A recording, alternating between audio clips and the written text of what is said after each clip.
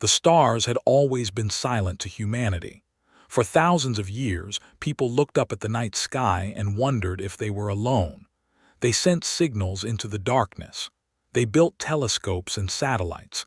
They dreamed of meeting other beings from distant worlds. They never imagined that when contact finally came, it would come with fire and chains. Grand Admiral stood on the bridge of his flagship, the Eternal Fang. He was a Draconian, a reptilian creature that stood 8 feet tall with scales the color of dried blood. His yellow eyes watched the blue planet grow larger on the view screen. Earth, such a small world, such weak creatures living on it. "Admiral," said his second in command, a younger Draconian named Al, "we are entering orbit. All 500 ships are in position." Nodded slowly. He had done this 47 times before. 47 worlds had fallen to his fleets. 47 species now served the Draconian Empire as slaves. This world would be number 48. "What do we know about these creatures?" he asked. Al pulled up data on his screen. "They call themselves humans. They have only recently discovered space travel. Their technology is primitive. They have only 30 defense ships. They pose no threat to us." The Admiral made a sound that might have been a laugh. 30 ships against 500. This would not even be a battle. It would be a slaughter. "Open a channel to the planet," he commanded. "Let them know their new masters have arrived." The message was broadcast across all of Earth's communication systems. Every television, every radio, every phone carried the words of Grand Admiral. His face appeared on billions of screens, his forked tongue flicking as he spoke. "Creatures of Earth, I am Grand Admiral of the Draconian Empire. Your world now belongs to us. You will surrender all weapons. You will submit to our rule. You will serve the Empire. Resistance is foolish. You have 1 hour to respond." On Earth, panic spread like wildfire. People ran through the streets. Governments held emergency meetings. Military leaders argued about what to do. The Terran Coalition, the unified government of Earth, gathered in Geneva to make a decision that would shape the future of humanity. President Maria Santos stood before the council. She was a small woman with gray hair and tired eyes, but her voice was strong. "They want us to surrender," she said. "They want us to become slaves. What do we tell them?" The room was silent. Everyone knew the numbers. 30 ships against 500. It was hopeless. Some wanted to fight and die with honor. Others wanted to negotiate to buy time to hope for mercy. Then General James stood up. He was an old soldier with scars on his face and steel in his eyes. He had fought in wars before, but this was different. This was not a war for land or resources. This was a war for survival. "There is another option," he said quietly. "Project Prometheus." The room went cold. Project Prometheus was a secret, a dark secret that had been buried for decades.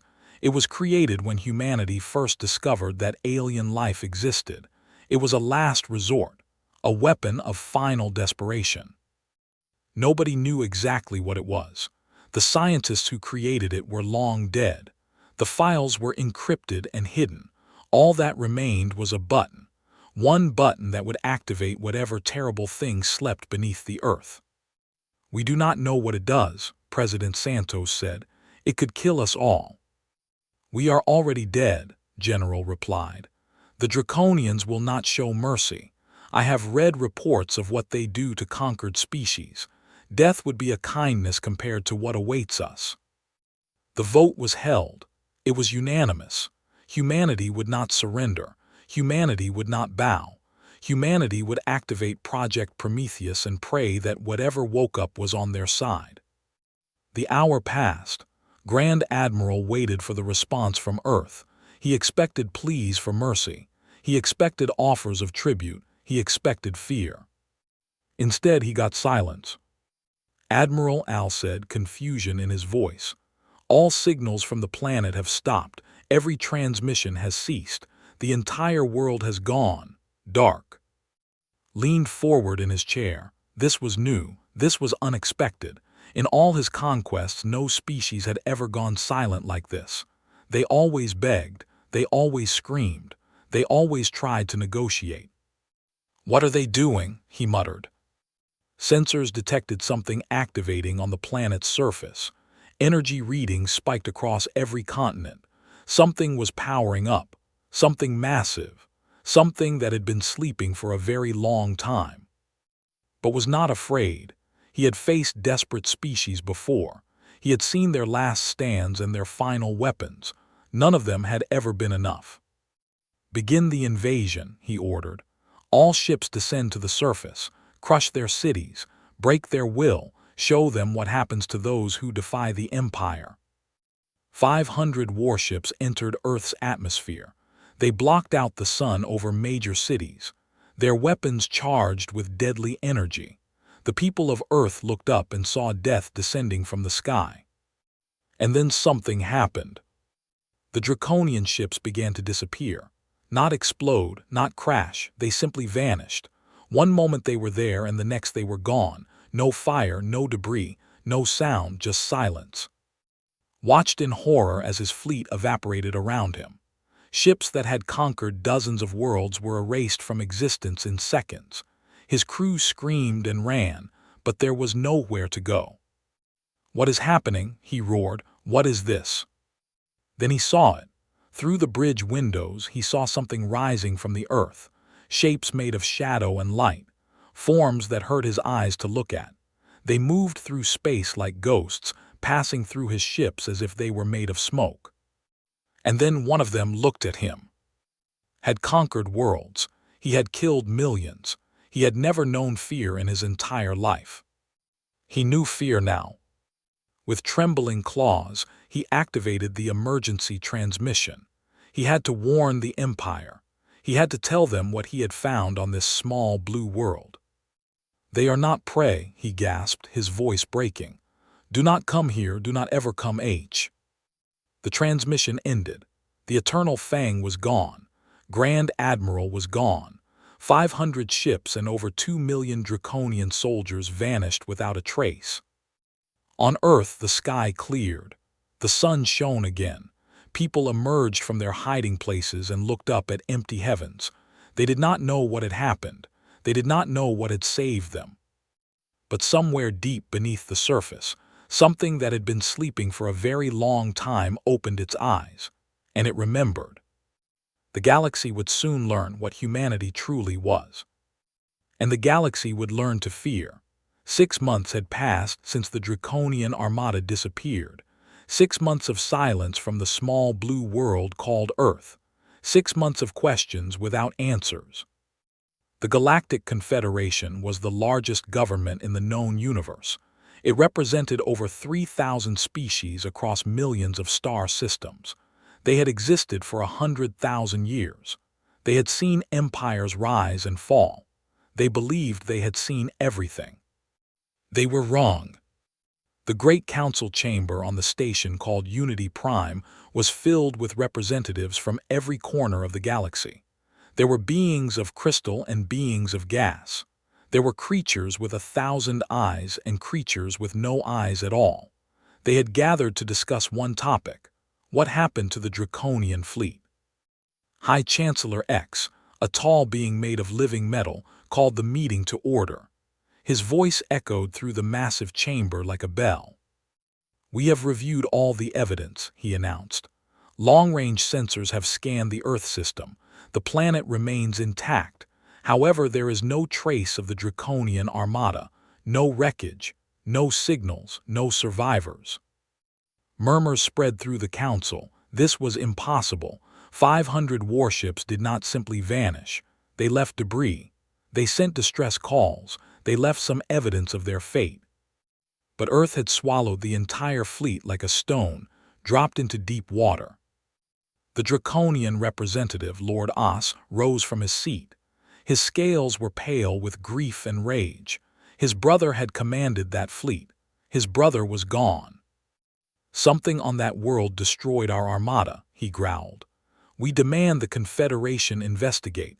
We demand justice." Before anyone could respond, another voice cut through the chamber. It was ambassador of an ancient and powerful species. There were elegant beings with skin like polished silver and eyes like dark jewels. They considered themselves the most sophisticated species in the galaxy. They looked down on everyone else. Rose slowly, her movements graceful and mocking. A smile played on her lips as she looked at the Draconian representative. "Justice?" she laughed. "The Draconians send 500 ships to conquer a primitive world, and when they fail, they cry for justice. Perhaps, Lord Os, your species is simply not as mighty as you believe." Laughter spread through the council. Many species had suffered under draconian aggression over the centuries. They enjoyed seeing the proud reptilians humiliated. "What happened to your great fleet?" continued. "Did they get lost? Did they crash into a moon? Perhaps they flew into the sun by accident. The simplest explanation is usually correct. Your admiral was a fool, and fools die foolish deaths." Lord Os slammed his fist on the table. "You dare mock us? 2 million of our warriors are dead or missing." "And yet you have no proof of what killed them," replied smoothly. "No enemy, no battle, just nothing. I suspect the Draconian fleet destroyed itself through incompetence. There is no great mystery here, only embarrassment." The council chamber erupted in laughter. Species that had long feared the Draconians now openly mocked them. Representatives made jokes about the missing fleet. Some suggested the Draconians had invented the whole story to hide their shame. Lord Os stormed out of the chamber, his scales flushed with rage. He vowed revenge. He vowed to prove the galaxy wrong. He vowed to destroy Earth and everyone on it. But one voice did not laugh. In the back of the chamber, in a small seat reserved for minor factions, sat historian Saul of the Mnemonic Order. The Mnemonic Order was a group of scholars who collected and preserved ancient knowledge. They were not warriors or politicians. They were keepers of memory. Saul was a small being with soft gray skin and large, thoughtful eyes. She had spent her entire life studying the ancient texts of extinct civilizations. She had read warnings from species that had died millions of years before the Confederation existed. And she had seen this story before. After the council meeting ended, Saul approached High Chancellor X. She carried a data tablet filled with ancient translations. "Chancellor," she said quietly, "I believe we are making a terrible mistake." X looked down at her with mild curiosity. "What do you mean, historian?" "I have found references to Earth in the oldest texts we possess. Civilizations that died long before our recorded history left warnings about that world. They called the species that lived there the Sleeping Ones." "Sleeping Ones?" Saul nodded. "They said there was a species that chose to forget itself, a species that locked away its true nature and lived as primitives. The ancient texts warned that this species should never be awakened. They said if the Sleeping Ones ever remembered what they truly were, the galaxy would burn." The Chancellor stared at her for a long moment. Then he shook his head.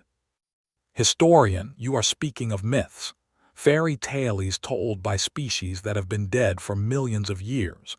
We are a civilization of science and reason. We do not believe in monsters." "Chancellor, please."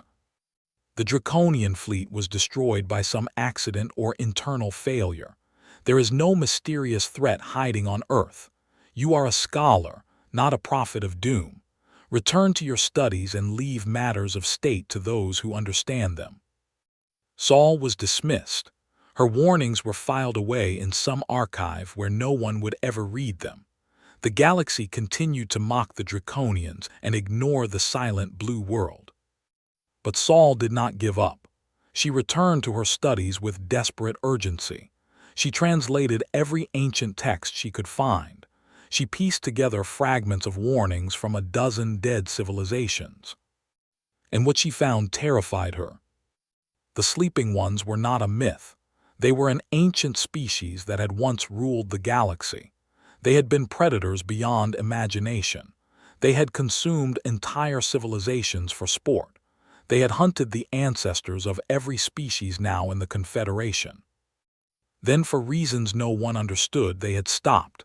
They had chosen to forget.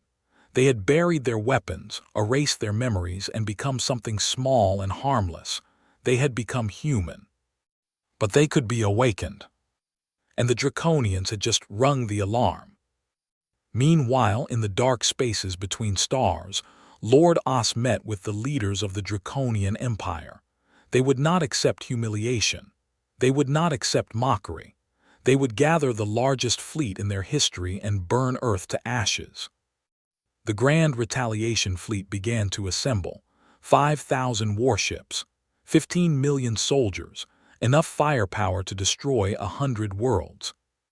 As the fleet prepared to depart, Saul finally completed her translation of the oldest and most damaged text in the archives. It was a warning from a species that had died 12 million years ago. The words made her blood run cold. They do not conquer, they do not enslave, they do not negotiate. When the sleeping ones wake, they only hunt, and they never stop. Saul tried to send a warning to the Draconian Empire. She tried to tell them to turn back. She begged them not to go to Earth. But no one listened. No one ever listens until it is too late. The Grand Retaliation Fleet was the largest armada the Draconian Empire had ever assembled. 5,000 warships stretched across space like a river of steel and fire. 15 million soldiers filled their decks, each one hungry for vengeance. They carried enough weapons to burn a dozen worlds to ash. Supreme Commander stood on the bridge of his flagship, the Vengeance Eternal. He was the brother of the admiral who had vanished with the First Fleet. For 6 months had lived with shame and grief. His family name had been mocked across the galaxy. His brother had been called a fool. Today he would restore their honor. "All ships report ready, Supreme Commander," said his tactical officer. "We will reach the Earth system in 3 hours." Nodded slowly. He stared at the star map, at the small yellow sun and the blue planet orbiting it. Such a tiny world, such insignificant creatures. Whatever trick they had used against the First Fleet would not work again. "When we arrive," he said, "we will not land, we will not negotiate. We will burn the planet from orbit, every city, every forest, every ocean. Nothing will survive, nothing will remain. The galaxy will know the price of defying the Draconian Empire." His officers roared their approval. They had waited too long for this moment. The fleet entered the Earth system and slowed to cruising speed. Sensors scanned the space around them. There were no defense stations, no enemy ships, no weapons platforms. The strange energy field that had surrounded Earth 6 months ago was gone. "Supreme Commander," the sensor officer reported, "we detect no threats. The system appears empty." Smiled, the humans had given up. Perhaps they had fled on whatever primitive ships they possessed. Perhaps they were hiding underground, hoping to survive the fire. It did not matter. They would all die today. "Advance toward the planet," he ordered. "All weapons charged and ready." The fleet moved forward past the outer planets. They passed the gas giants with their spinning storms. They passed the asteroid belt with its floating rocks. They passed the red desert world the humans called Mars. And then ships began to disappear. The first to vanish was a scout vessel on the edge of the formation. One moment it was there, sending normal reports. The next moment it was simply gone. No explosion, no debris, no distress signal. "Sensor error," the tactical officer said quickly. "Check the readings." But the sensors were not wrong. More ships vanished.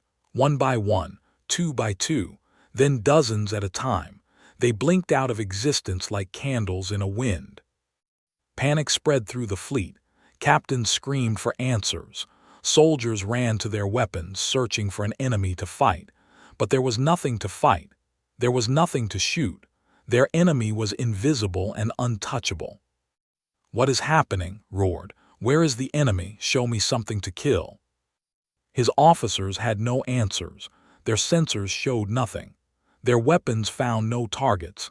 Ships simply ceased to exist, as if reality itself was erasing them. Then someone saw something. A young sensor technician pointed at his screen with a trembling claw. "Commander, there, I see something." On the screen, barely visible against the black of space, shapes moved between the ships.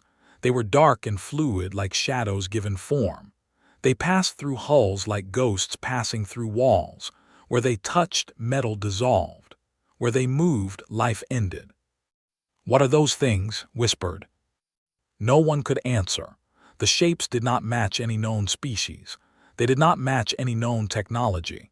They moved without ships, without suits, without any visible means of support. They moved through the vacuum of space as easily as fish through water. And they were hunting. Watched in horror as one of the shapes passed through his flagship's outer hull. The soldiers in that section did not even have time to scream. They were simply gone. Their bodies, their weapons, their equipment, everything erased. "Retreat," he finally shouted. "All ships retreat. Jump to hyperspace, get us out of here." But the fleet could not retreat. Something was blocking their hyperspace engines. Something was keeping them trapped in this system. The ships that tried to flee found themselves turned around, pushed back toward Earth by an invisible force. They were not just being attacked, they were being herded. The fleet that had come to destroy Earth was now being driven toward it like cattle to a slaughter. Ships tumbled through space, helpless and screaming, pulled toward the blue planet by forces they could not understand. Grabbed the communication console. He had to send a warning.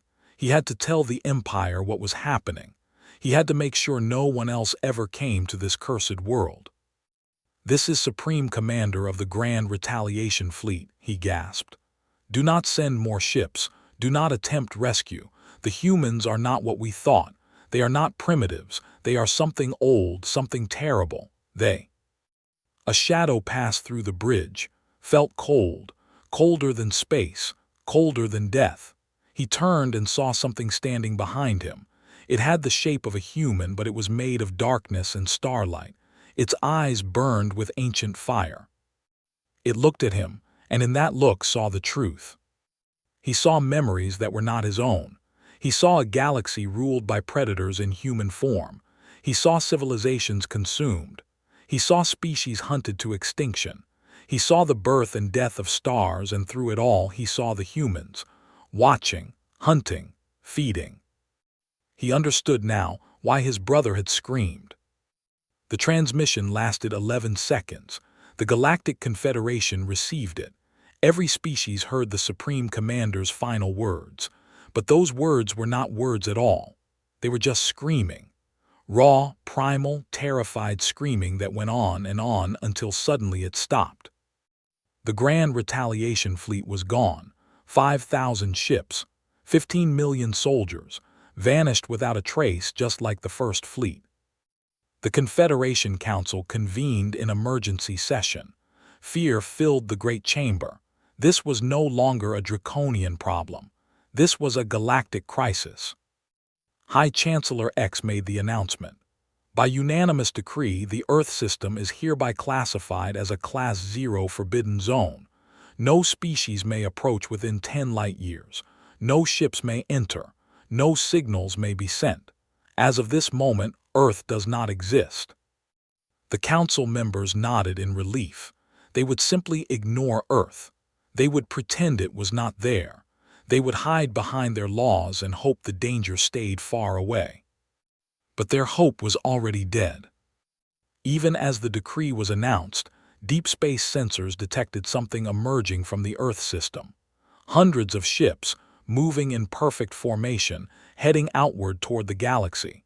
They were black as the void between stars. They moved faster than anything known to science. And they were coming. Historian Saul watched the sensor data with cold dread. She had tried to warn them. She had begged them to listen. Now it was too late. The sleeping ones were awake. And they had started to hunt. 18 months had passed since the Grand Retaliation Fleet disappeared. 18 months of terror. 18 months of death spreading across the galaxy like a slow poison. It started with small colonies on the edge of Confederation space, remote outposts that no one cared about. Communications would stop. Supply ships would find empty buildings and cold reactors. Populations of thousands would vanish overnight, leaving behind only silence and strange symbols burned into the ground. At first, the Confederation blamed pirates. Then they blamed natural disasters. Then they blamed anything they could think of, because the truth was too terrible to accept. The truth was that humanity was hunting. The attacks grew bolder. Larger colonies disappeared. Mining stations, research facilities, trade hubs, always the same pattern. No survivors, no bodies, no struggle. Just empty buildings and those strange, burned symbols that no one could read. Then the hunters came for the ones who had laughed. Ambassador of the Head mocked the Draconians in the council chamber. She had called their lost fleet incompetent fools. She had led the laughter that echoed across the galaxy. Now she stood on the observation deck of her palace on Prime, watching black ships fill her sky. There were hundreds of them. They moved in perfect silence, blocking out the stars one by one. They did not fire weapons. They did not issue demands. They simply waited. "Get me the Confederation," screamed at her aides. "Get me anyone, we need help." But no help was coming. The Confederation fleet was scattered across 1,000 systems. Even if they wanted to help, they could not arrive in time. Grabbed the communication console herself. Her silver hands trembled as she opened a channel to the orbiting ships. "This is Ambassador of the," she said, forcing her voice to stay calm.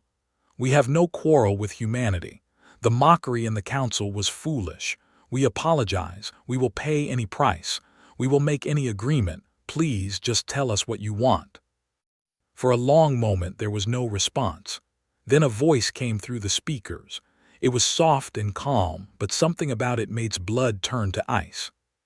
"You laughed," the voice said. I am sorry, I was wrong. You were warned. The Draconian Admiral sent a message. Do not come, do not mock, do not provoke. The warning was clear. We did not understand, we thought. You thought we were prey, you thought we were weak, you thought you could point and laugh at the primitives on their little blue world. The voice paused. You were wrong. The black ships began to descend. Watched them come with growing horror.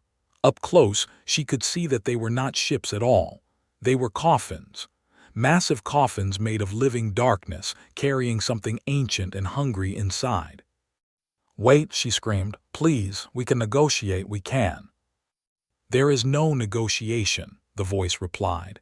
"There is only the lesson. The galaxy must learn what happens when it wakes the sleepers. You will be that lesson." The transmission ended, the ships landed, and then there was only screaming. Across the galaxy, other worlds fell in the same way.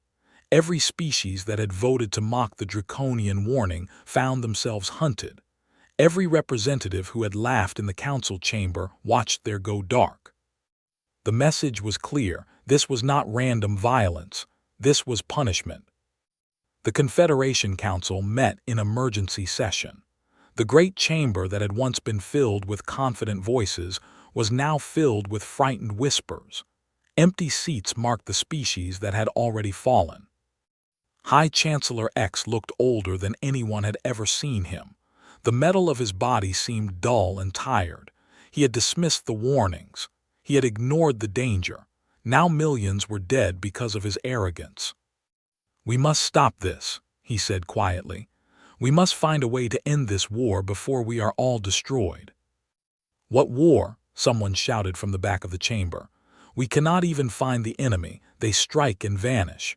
They ignore our weapons. They pass through our shields like smoke. How do we fight ghosts?" There was no answer, because there was no answer. Then a small voice spoke from the shadows. "I told you this would happen." All eyes turned to see Historian Saul walking toward the center of the chamber. She looked exhausted, her gray skin pale and her eyes haunted. She had spent 18 months studying, researching, trying to understand the enemy that was destroying them. "You came to mock me," she said. "Now you come to beg for answers. Very well, I will tell you what I have learned." She activated the holographic display at the center of the chamber. Images appeared, ancient symbols, fragments of text, star maps from civilizations dead for millions of years. "Humanity is not a young species," Saul explained. "They are old, older than the Confederation, older than any species still living. They were the first predators to walk among the stars." "Impossible," someone said.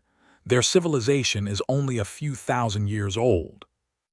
"Their current civilization," Saul corrected. "But before that they were something else, something terrible.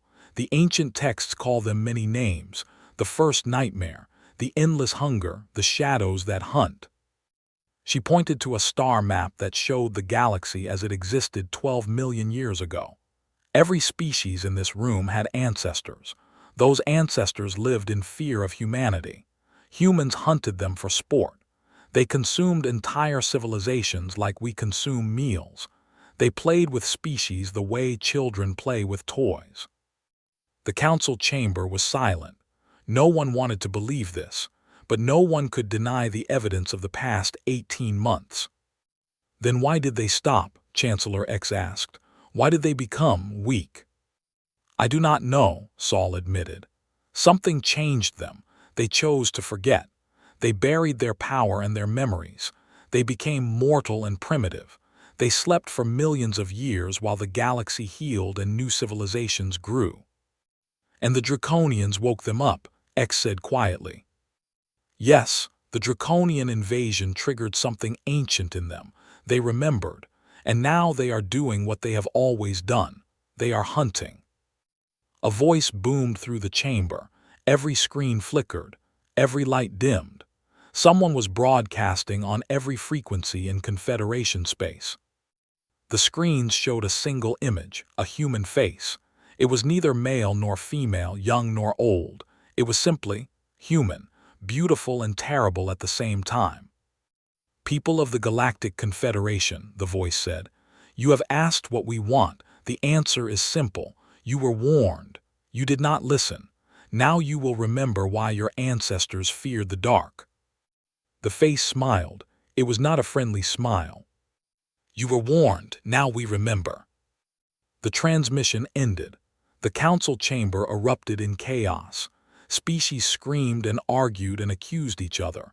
Some tried to flee. Some tried to pray to gods that had abandoned them long ago. Only Saul remained calm. She had known this moment would come. She had tried to prevent it. She had failed. Now there was only one hope left. If humanity could be reasoned with, perhaps some of the galaxy could survive. If not, she did not want to think about what would happen next. The hunt had begun, and nothing in the galaxy could stop it. The Confederation Combined Fleet was the largest military force ever assembled in galactic history. 50,000 warships from every member species gathered in the core worlds, battle cruisers the size of cities, carriers loaded with millions of fighters, weapons platforms capable of cracking planets in half. It had taken 3 months to assemble. 3 months of fear and desperation as humanity's black ships swept through the outer systems.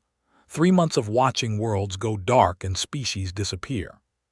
But now the galaxy was ready to fight back. 50,000 ships, 100 billion soldiers. The combined military might have 3,000 species.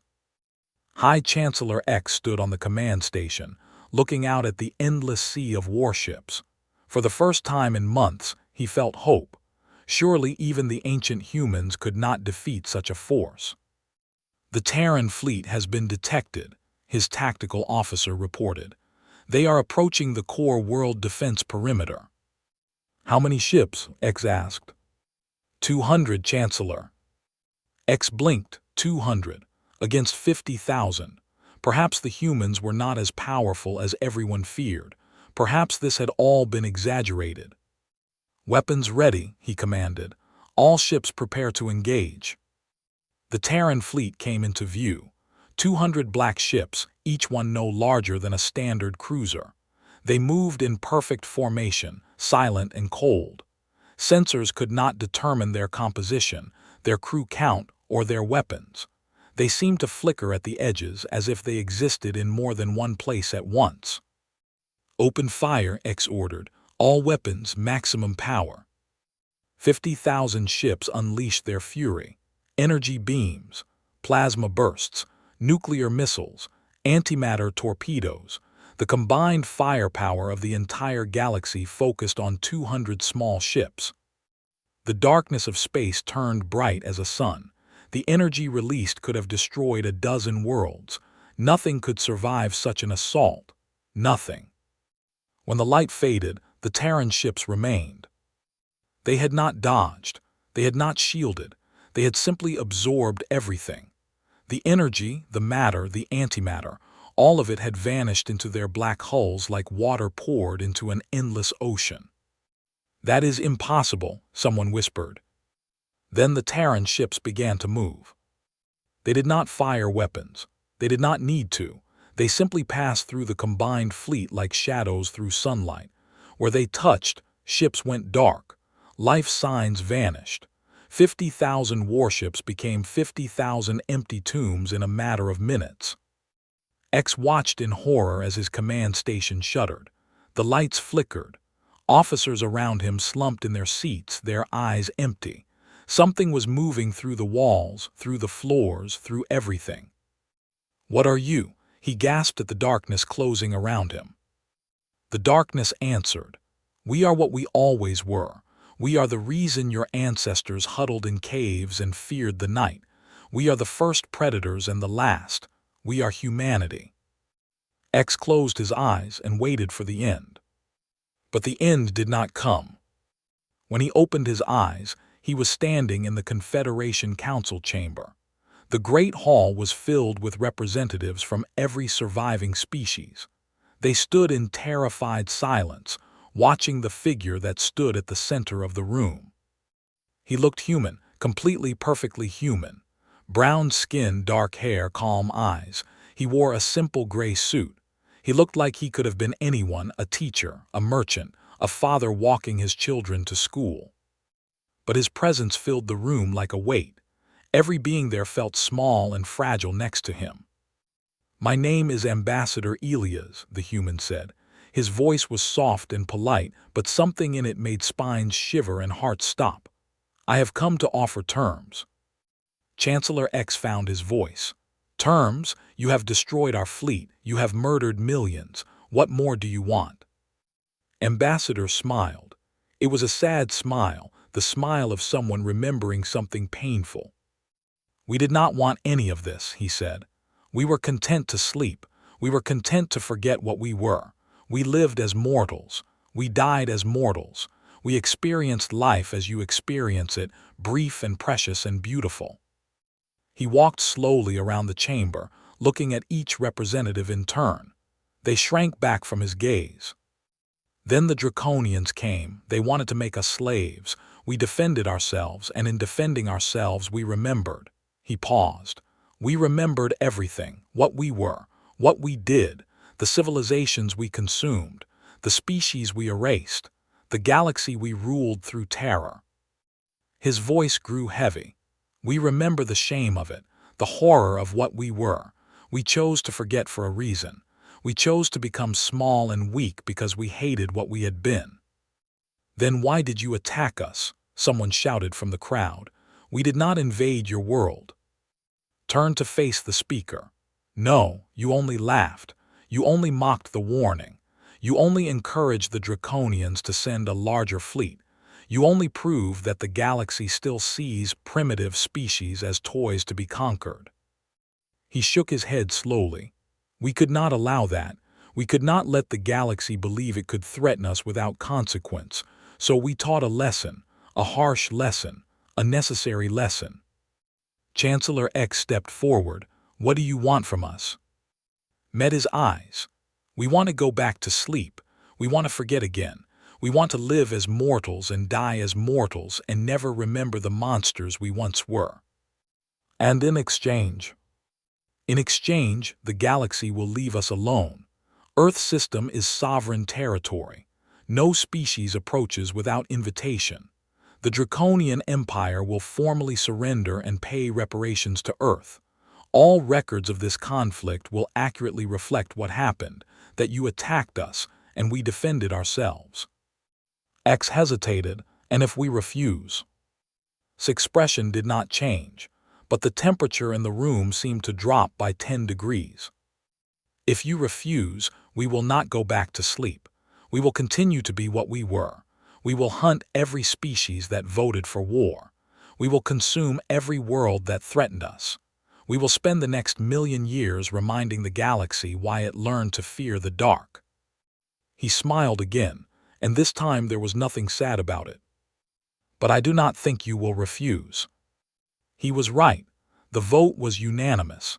Every species, every faction, every representative voted to accept humanity's terms. The war was over. 10 years later, the galaxy had changed forever. Earth remained behind its forbidden zone, but now the boundary was voluntary. No species wanted to approach. No species wanted to risk waking the sleepers again. The Draconian Empire had surrendered completely. They paid massive reparations to Earth. Their military was reduced to a fraction of its former size. Lord Os, who had demanded vengeance, now spent his days teaching Draconian children the history of what happened when his people attacked the wrong world. Every species taught the same lesson to their young. There is a world of ancient hunters who chose to become peaceful. They chose to be weak. They chose to be kind. Pray they never choose differently.